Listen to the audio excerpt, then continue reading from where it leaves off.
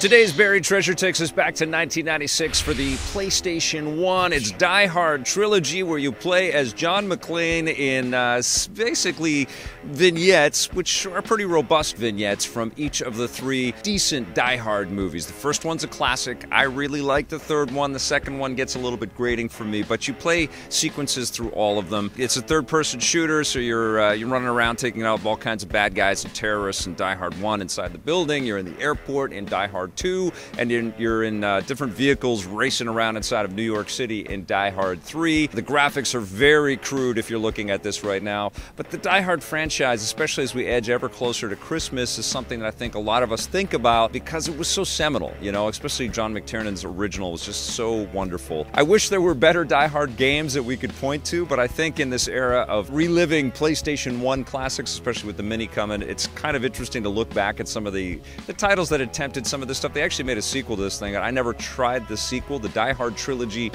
2 game. I never played that. At least I can't remember anything about it. But I do remember having a smile on my face for Die Hard Trilogy 1. Yes, it was rough, and yes, even in the day it was rough, but you know, and today it looks way rougher, but still some cool gameplay moments that evoke these cool movies. I think it's worth hunting down, if for nothing else, the educative properties that a title like this holds. John McClane, I think you are deserving of a better game or some kind of redo or a do-over type of experience, because Die Hard has been lifted from not only in movies, but in tons and tons of video games over the years. But I think Die Hard Trilogy for the PlayStation 1 definitely qualifies as a buried treasure.